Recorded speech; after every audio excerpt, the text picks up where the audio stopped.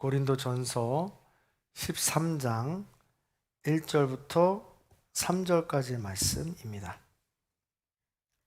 다 찾으신 줄 알고 한 목소리 함께 합독하겠습니다. 내가 사람의 방언과 천사의 말을 할지라도 사랑이 없으면 소리나는 구리와 울리는 꽹과리가 되고, 내가 예언하는 능력이 있어 모든 비밀과 모든 지식을 알고 또 산을 옮길 만한 모든 믿음이 있을지라도 사랑이 없으면 내가 아무것도 아니요, 내가 내게 있는 모든 것으로 구제하고 또 내 몸을 불사르게 내줄지라도 사랑이 없으면 내게 아무 유익이 없느니라. 아멘. 우리 믿음의 고백을 하나님께 올려드리겠습니다. 하나님, 좋습니다. 감사합니다. 사랑합니다. 하나님 뜻이면 무엇인지 다 이루어집니다. 예수님, 좋습니다. 감사합니다. 사랑합니다. 하나님 뜻이면 무엇인지 다 이루어집니다. 성령님, 좋습니다. 감사합니다. 사랑합니다. 하나님 뜻이면 무엇인지 다 이루어집니다. 아멘. 하나님께 영광의 박수를 드리겠습니다. 옛날에 부부싸움이 잦은 할머니와 할아버지가 계셨습니다. 한번 부부싸움을 할라치면 결혼 초부터 속상했던 일들, 과거의 많은 일들을 끄집어내면서 싸우기 시작하고 결국 기분이 나빠가지고 다시는 안 보겠다라고 하면서 상처를 입히면서 끝맺고는 했습니다. 그럴 때마다 할아버지는 부부싸움의 끝자락에 꼭 이렇게 말씀하셨습니다. 죄송해요. 말씀하셨습니다. 내가 죽으면 관뚜껑을 열고 흙을 파고 나와서 그때까지 내가 너를 괴롭힐 줄 알아. 각오해! 이렇게까지 싸우면서 막 이렇게 말을 했다는 것이죠. 그러던 어느 날 그렇게 수년을 보내다가 할아버지가 결국 하나님의 부르심을 받고 돌아가셨습니다. 하루가 지나고 이틀이 지나며 한 달이 지나고 두 달이 지나갑니다. 동네 분들은 그래도 홀로 허전할까 하여 이 할머니를 모시고 또 오순도순 맛집도 다니고 또 재미있는 시간을 보내기 위해서 지냈습니다. 그러면서 한동안 우울해 있던 이 할머니가 웃음을 되찾고 또 박장대소하기까지 합니다. 그러니까 옆집에 살던 아주 친한 아줌마가 이렇게 물어봅니다. 할머니, 걱정 안 되세요? 너무 이렇게 벌써 크게 막 웃으면 할아버지가 관 열고 흙 털고 나오면 어떡해요? 물었더니 할머니가 이렇게 대답을 하는 거예요. 걱정 마. 내가 그럴 줄 알고 관을 엎어서 묻었어. 지금쯤 아마 땅을 파고 있을걸? 그러면서 할머니가 웃으면서 이야기했지만 뒤돌아서서 못내 이렇게 이야기하는 거예요. 아휴, 그래도 보고 싶구만. 이렇게 말이죠. 네. 놀라세요? 네. 이게 사랑이 아닐까 싶습니다. 부부싸움은 칼로 물베기 혹은 검은 머리가 파풀이까지 될 때까지 사랑하면서 지낸다는 이 지난한 인생 여정에 어떻게 맨날 좋은 일들만 있겠습니까? 힘들고 어려운 시간들도 있겠죠.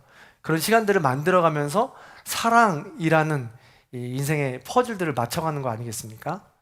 서로에 대한 좋은 감정이 행복감과 평안함을 만들기도 하고 서로에 대한 나쁜 감정이 갈등과 전쟁 같은 불안과 두려움을 낳기도 합니다.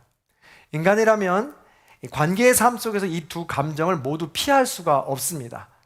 그때 서로 사랑하면서 행복하게 살기로 결단하고 그렇게 사랑하는 방법을 배우며 살아가는 것이죠. 그래서 사랑이란 한마디로 정의하기는 어려울 것 같습니다. 그런 의미를 가지고 오늘 말씀을 살펴보면 갈등과 불안 속에 있었던 고린도 교회는 더 사랑하는 법을 배우기 위한 또 다른 장이 아니었나 생각합니다. 그래서 우리 가정에도 우리 교회에도 우리 일터에도 혹여나 이런 관계 문제 속에서 서로가 옳다고 여기는 것들로 인해서 갈등을 일으키고 있다면 혹 그 갈등의 여정이 더 깊은 사랑의 과정으로 초대하고 있는 것이 아닌가 우리는 뒤돌아보면 좋겠다라는 것이죠.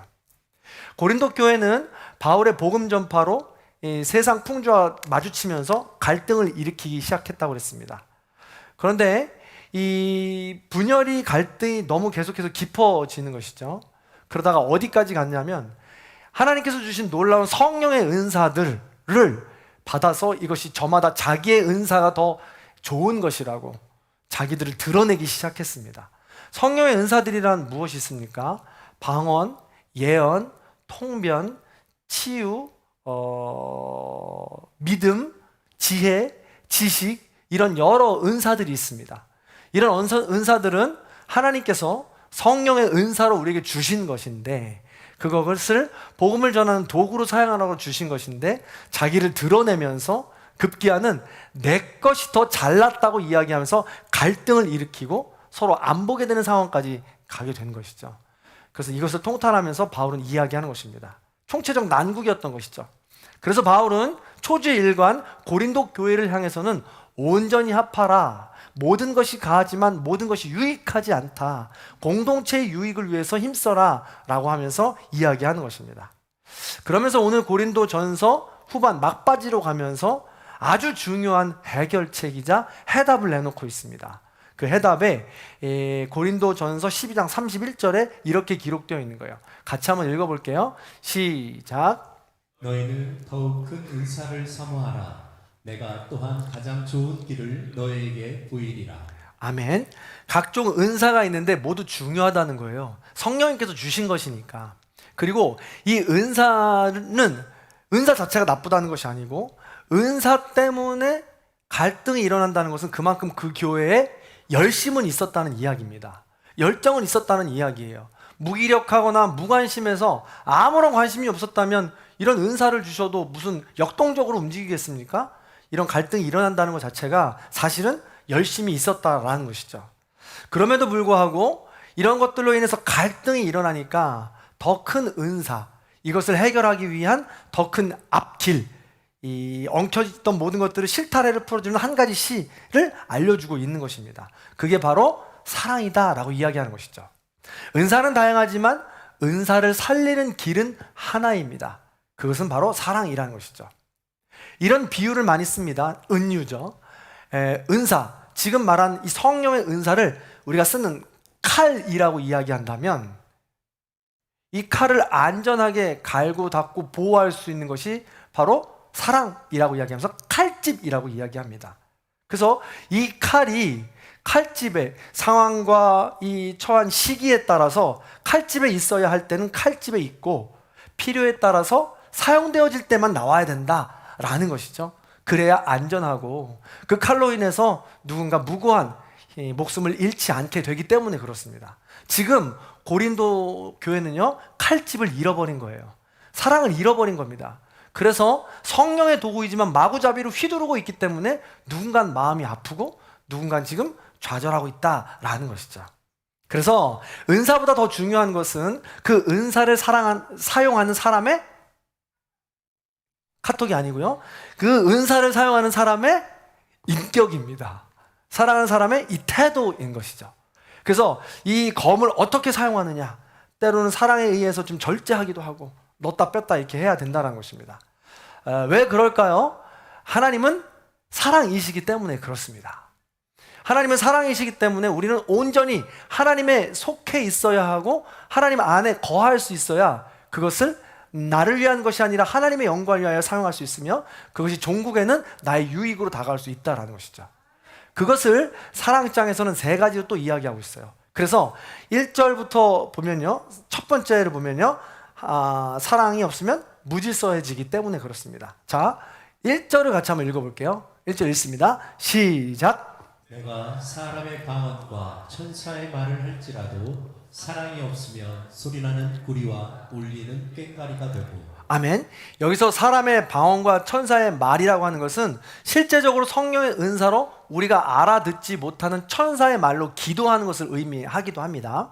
그래서 이 천사의 말을 가지고 일단은 가장 먼저 드러나는 것이잖아요. 우리가 예배를 드릴 때 옆에서 기도를 하고 있는데 누가 방언으로 기도한단 말이죠.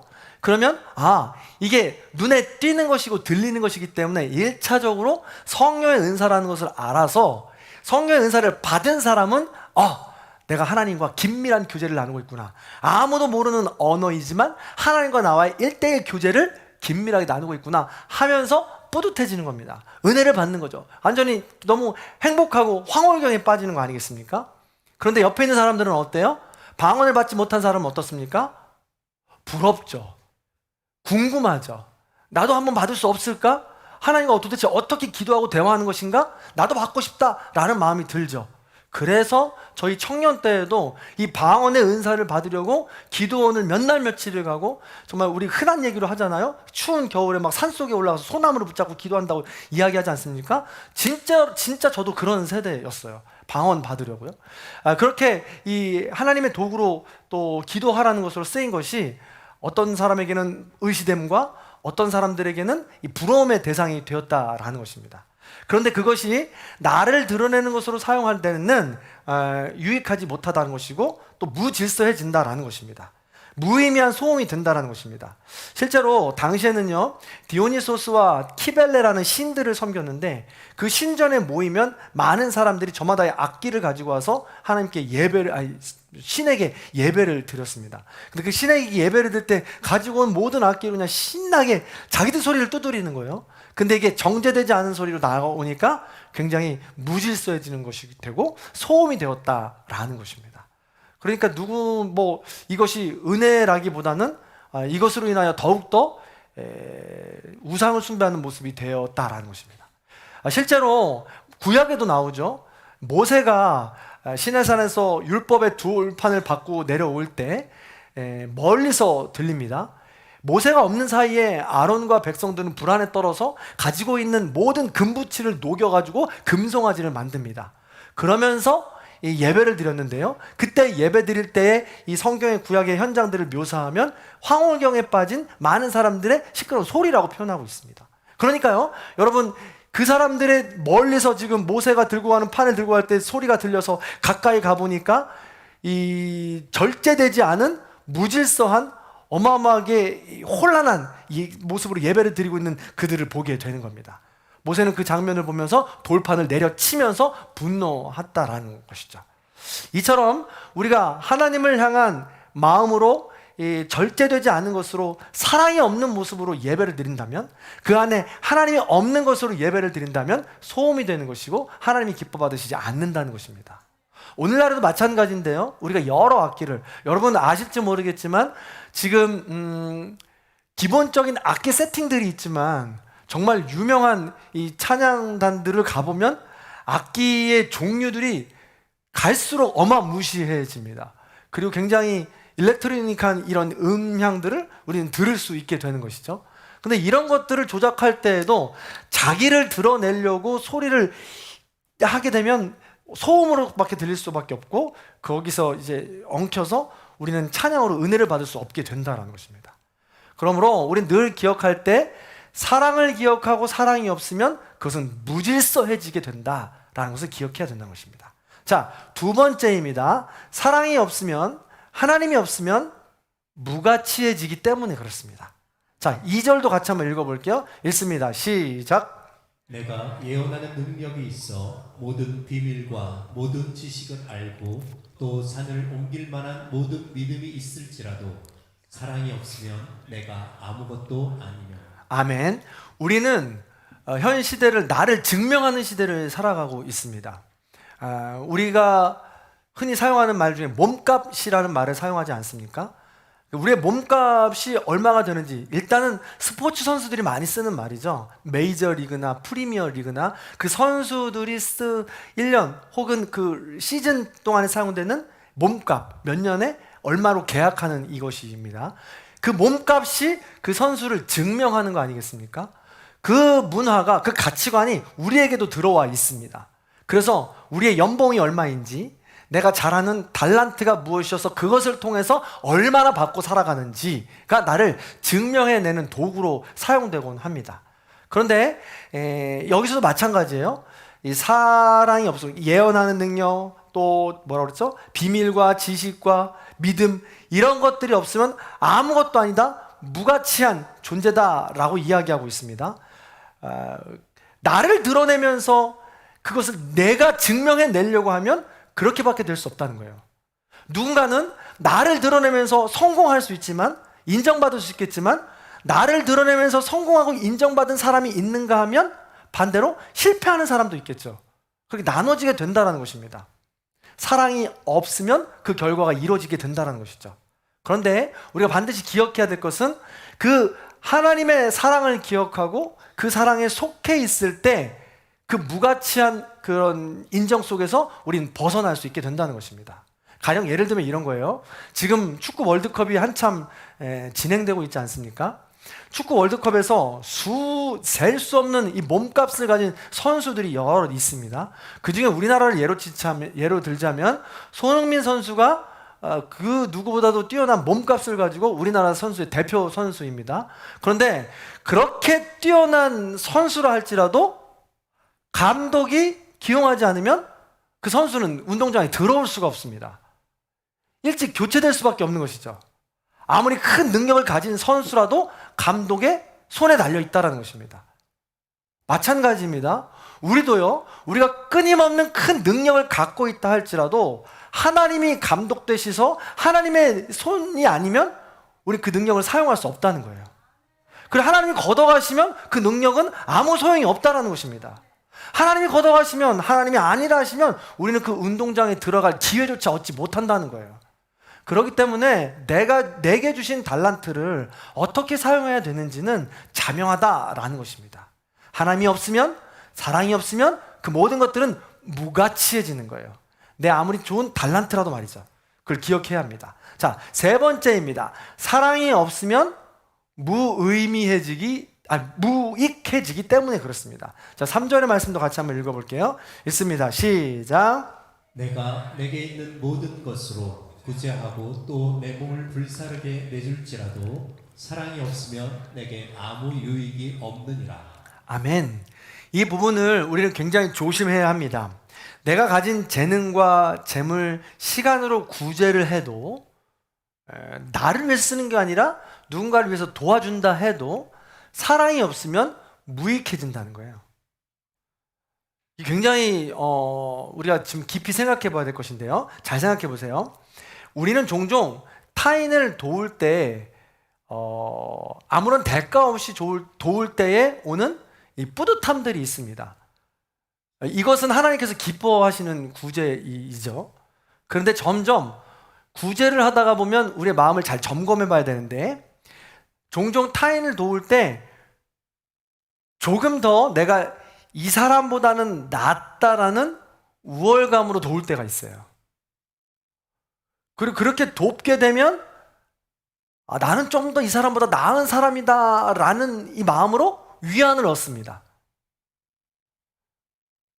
방금 전에 말씀드린 뿌듯함이나 이 위안이나 좀 비슷한 맥락이기는 하지만 후자로 말씀드렸던 것을 계속해서 반복해서 느끼고 또 그것을 원하게 된다면 굉장히 중독적인 건데 조심해야 된다는 것입니다.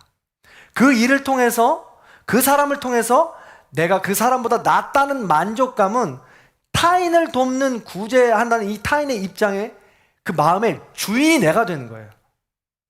돕는 목적과 이유와 구제는요, 하나님의 영광이 되어야 되는데 그 주인이 내가 되면서 문제가 생기기 시작한다는 것입니다. 잘 생각해 보세요. 내가 주인이 되면 도울 때에도, 뭔가 베풀어 줄 때에도 나중에 마음이 상할 때가 반드시 오게 되어 있습니다. 그래서 내가 구제할 때 오른손이 하는 일을 왼손이 모르게 하라는 이 훈련을 계속해서 반복하라라고 이야기하는 겁니다. 처음부터 그렇게 할 수는 없어요. 왜요? 내가 이렇게 돕고 구제하는 일을 알아줬으면 좋겠잖아요.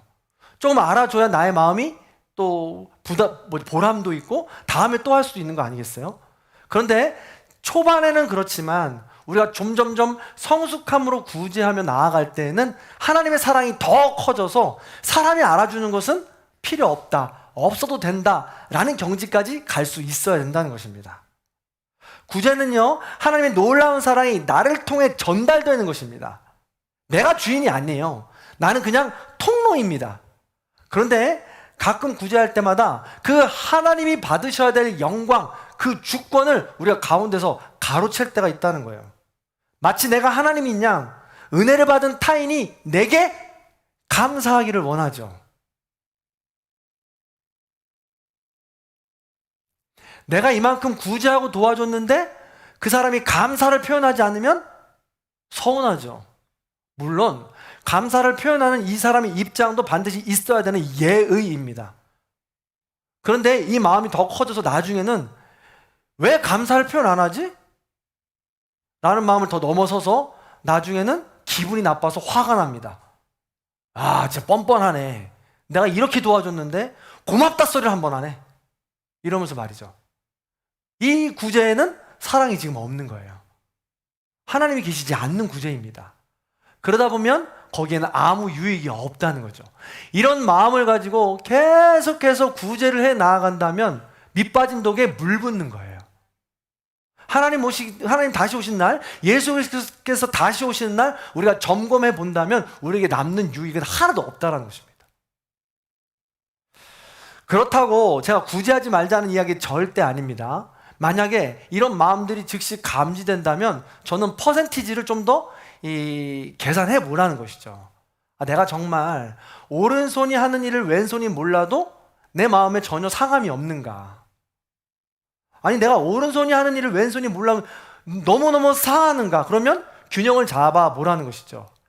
10번의 구제 중에 7번은 오른손이 하는 일을 왼손에게 알리고 3번 정도는 오른손이 하는 일을 왼손이 모르게 해보는 거죠. 이런 일들을 훈련하면서 퍼센티지를 맞춰봐야 된다는 것입니다. 그것이 바로 사랑이 있는 구제인지 사랑이 없는 구제인지를 우리는 판단할 수 있다는 것이죠. 자, 이렇게 해서 3가지 무를 보았습니다. 사랑해야 되는 이유, 필수성이죠. 그래서 그건 뭐였냐면 사랑해야 되는 이유는 무질서해지기 때문에, 무가치해지기 때문에, 무익함 때문에 여기서부터 벗어나기 위해서 우리는 사랑을 해야 된다. 반드시 해야 된다라는 사랑의 필수성에 대해서 이야기했습니다. 그러면요 4절부터 7절까지는 뭘 이야기하는 거예요? 사랑의 특성을 이야기하고 있습니다. 속성을 이야기하는 거예요. 그래서 이 모습이 바로 훈련입니다. 사랑은 이래서 반드시 해야 되는 거니까 그럼 사랑을 이렇게 하면 돼 라고 하면서 알려주는 거예요. 여러분, 우리가 병원에 가면 여러분에게 이렇게 진단을 해 주잖아요. 지금 당신은 수면이 부족합니다. 몇 시간씩 주무세요? 그러니까 앞으로 수면을 좀 늘려주세요. 지금 당신은 지금 식단 조절이 좀 필요할 것 같아요. 탄수화물 좀 줄이시고 단백질을 좀 늘리시기 바랍니다. 그리고 유산소 운동은 좀 더 멈추시고 그 단백질을 먹고 웨이트를 해서 근육을 좀 키워나가시길 바래요. 이렇게 얘기를 해주는 거죠. 그러니까 사랑의 필수성이 진단이라면 치료법 이후의 방법이 바로 4절부터 7절까지라는 거예요. 더 섬세하게 우리의 영적인 건강을 이루라고 주시는 말씀이다라는 것입니다. 그래서 바울은 사랑의 모습을 긍정적인 부분과 부정적인 모습으로 나누어 보여줍니다. 사랑이 있는 것이 있고 사랑이 하지 않는 것이 있습니다. 자, 먼저 해야 할 속성을 보겠습니다. 해야 할 속성은 오래 참는 거예요. 온유해지는 겁니다. 진리와 함께 기뻐하고 참고 믿으며 바라고 견디는 것이고요. 하지 말아야 할 것은요, 시기하지 말라, 자랑하지 말라, 교만하지 말라, 무례히 행하지 말라, 자기의 유익을 구하지 말라, 성내지 말라, 불의와 함께 기뻐하지 말라라는 것입니다. 요걸 좀만 더 깊이 들어가 볼게요. 왜냐하면 사랑의 훈련법이기 때문에 그래요. 그래서 지금 몇 가지로 나누어져 있는 이 사랑의 속성들, 특성들 중에 나는 어디가 부족한지, 어떤 것을 내게 취하면서 건강한 신앙생활을 유지해야 되는지 한번 찾아보시기 바라요. 먼저 사랑이 없는 것의 이 시작입니다. 하지 않음의 시작, 사랑의. 그게 뭐냐면 첫 번째가 시기입니다. 시기.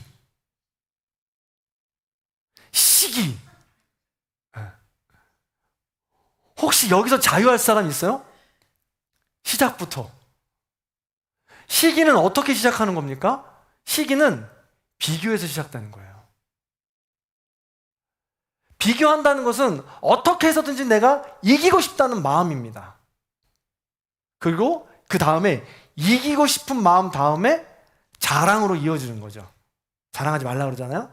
근데 자랑은요, 헬라어로 과장이라는 뜻이 있어요. 자랑하지 말라는, 자랑한다라는 것은 내가 없는 걸 자랑하는 거예요. 내가 할 수 없는 부분까지도 자랑하는 겁니다. 과장되는 거니까요. 그렇게요, 자랑하다 보면, 과장하다 보면 나도 모르게 내가 정말 그렇게 된 것인 양 교만해집니다. 그걸 교만이라고 그래요. 교만해지면요, 타인이 보이지 않기 시작합니다. 내 어깨가 이만해져가지고, 키가 이만큼 컸잖아요. 안 보이는 거예요, 다른 사람이. 아나무인이 되는 거죠. 그때 무례해지기 시작합니다. 점점 선을 넘게 되죠. 예의가 없어지는 거예요. 그렇게 예의가 없어지는 사람은요, 상식을 벗어나게 된다라는 것입니다.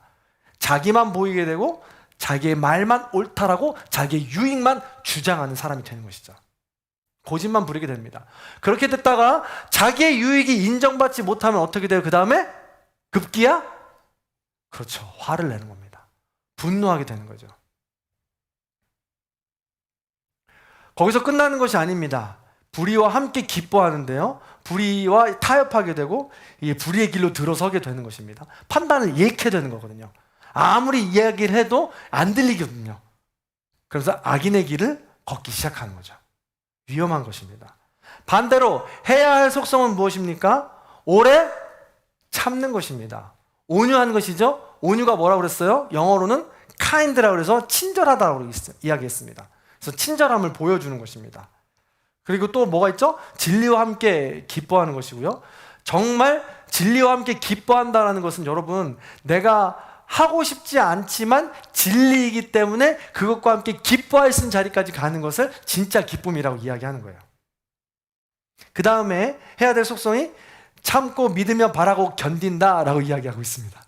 저는 이렇게 쭉 읽어보면 해야 될 속성 중에는 참아야 되는 게 무려 3번이나 나와요.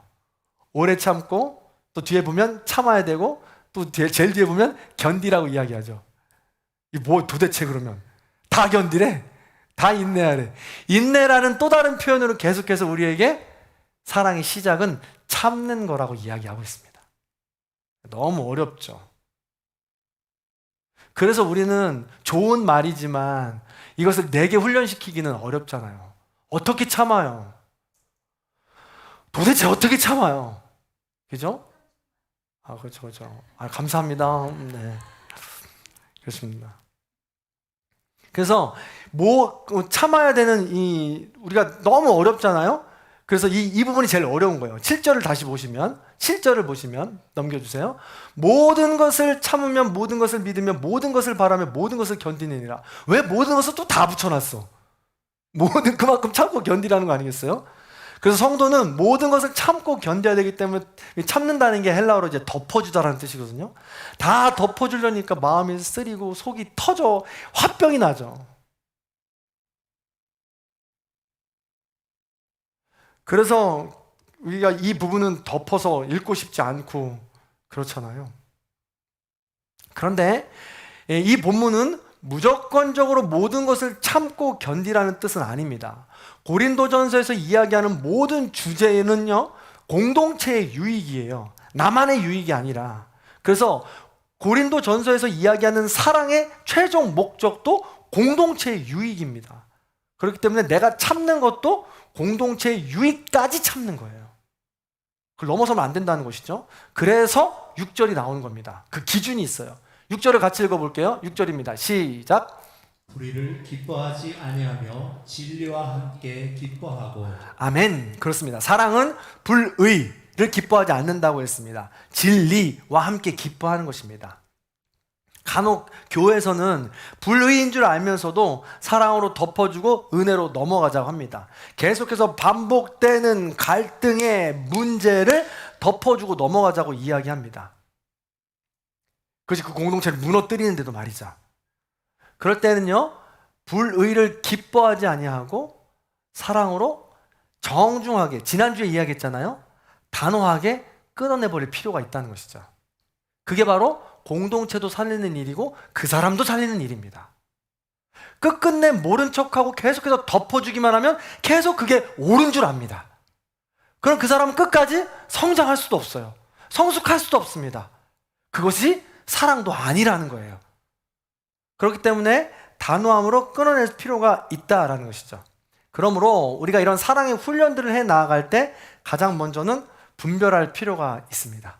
사랑의 훈련을 해 나아갈 때 해야 될 것과 하지 말아야 될 것, 이것을 어떻게 우리가 해 나아가야 될지 불의와 진리라는 분별점을 세워서 우리는 이 사랑의 훈련들을 해 나아가야 된다라는 것이죠.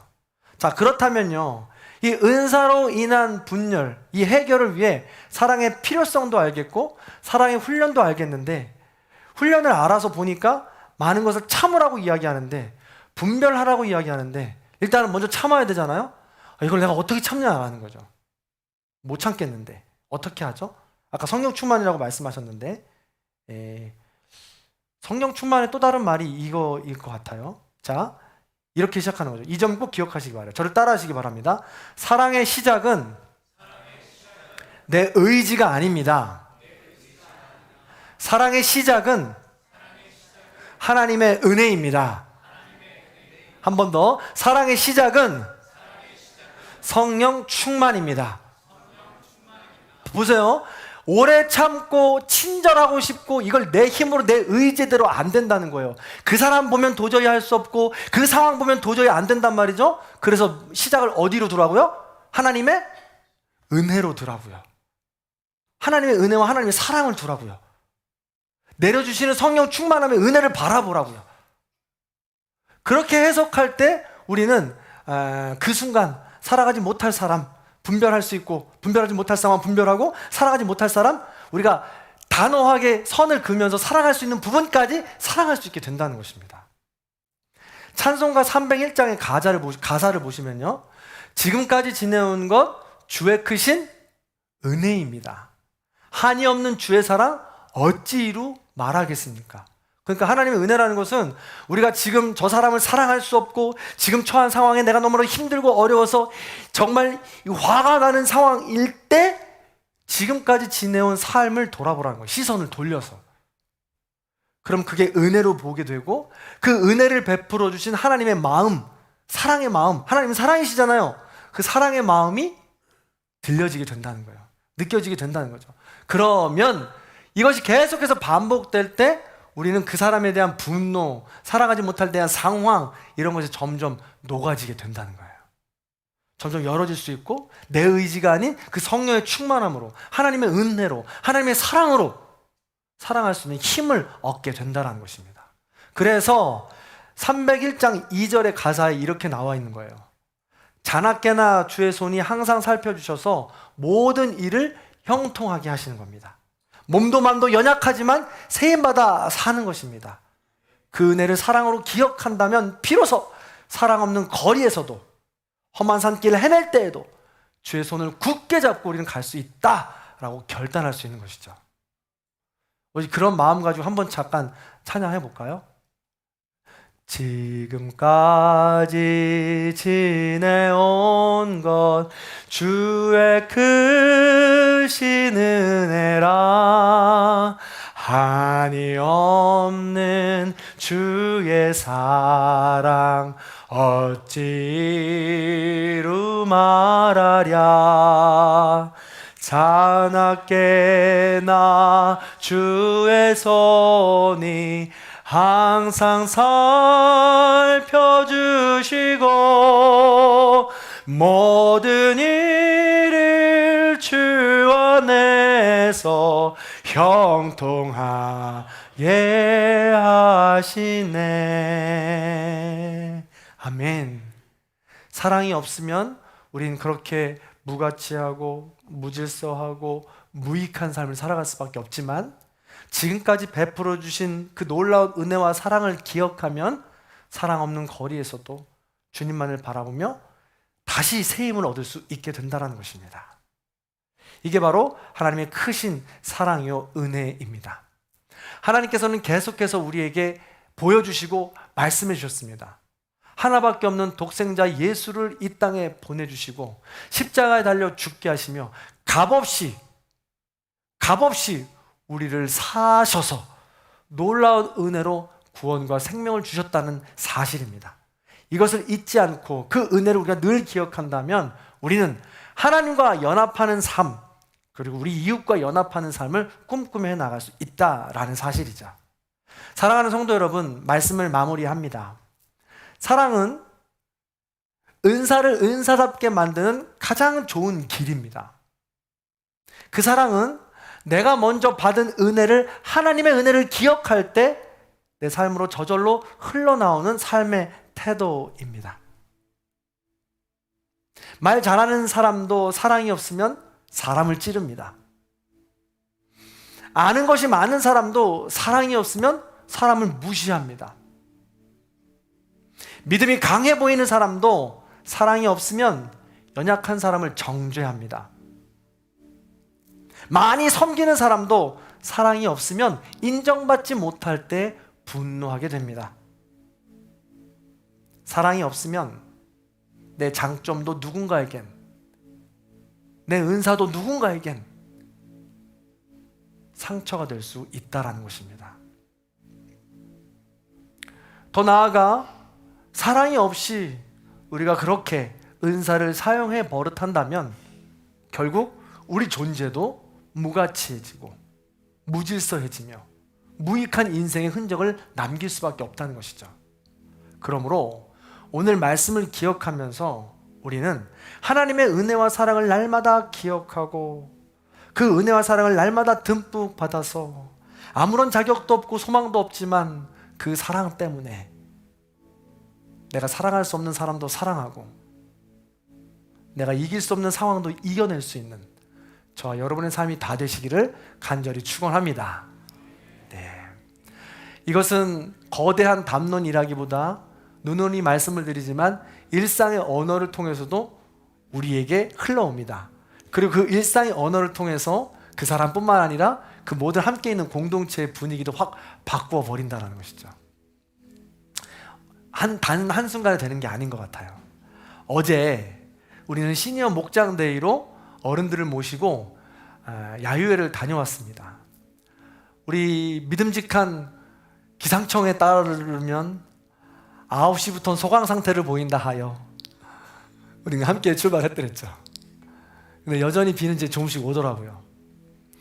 그래서 저는 버스에서 내리는데도 비가 계속 와서 마음이 조바조바했어요.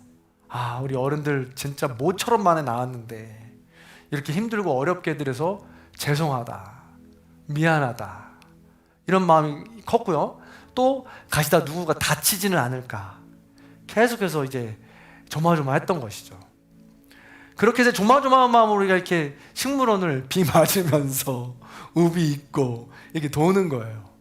예, 그날따라 이제 햇빛을 받으면 꽃이 활짝 이렇게 피는 건데 비를 맞아서 이렇게 축 처진 꽃들도 많고 그래서 속으로 망했다 이렇게 얘기하는 거죠.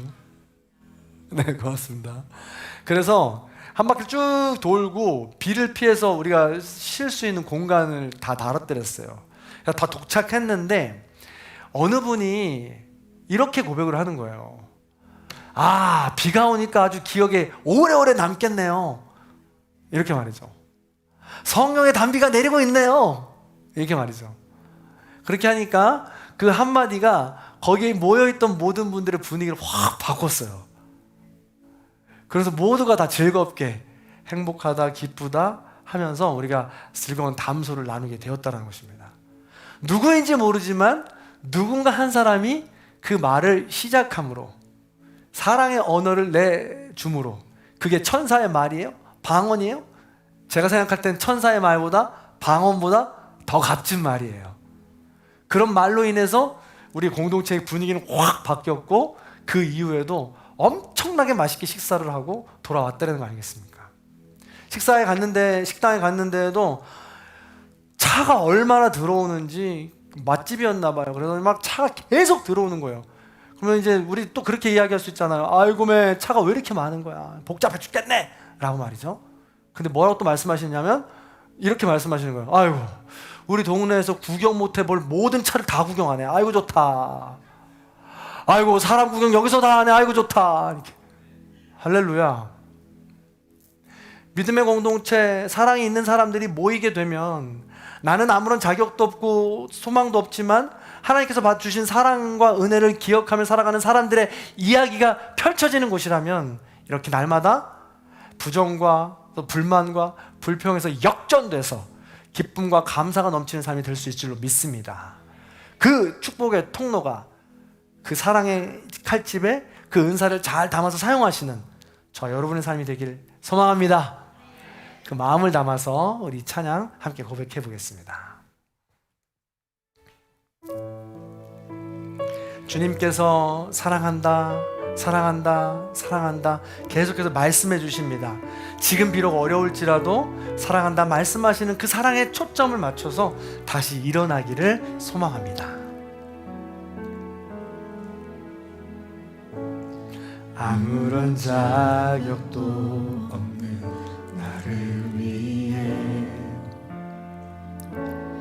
아무런 소망도 없는 나를 위해 사랑한다 사랑한다 사랑한다 말하시네 이 낮은 날 위해 한 번 더 찬양합시다. 아무런 자격도 없는 나를 위해 아무런 소망도 없는 나를 위해 사랑한다 사랑한다 사랑한다 말하시네 이 낮은 날 위해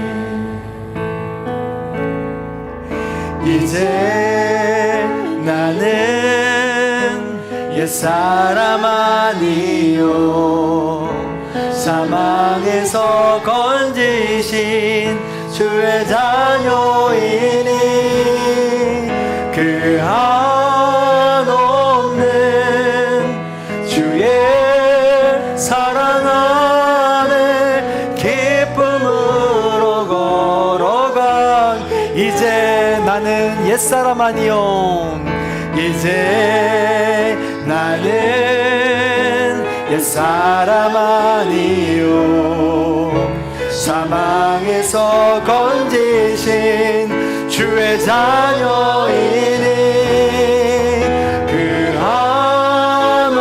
한없는 주의 사랑 안에 기쁨을 우리 한 번 더 고백합시다. 이제 나는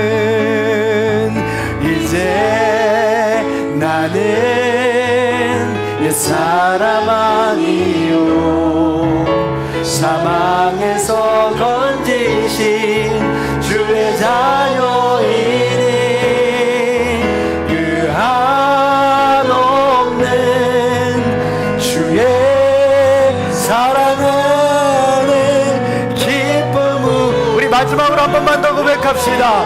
이제 나는 옛사람 아니요 이제 나는 옛사람 아니요 사망에서 건지신 주의 자녀이니 그 한없는 주의 사랑 안에 기쁨으로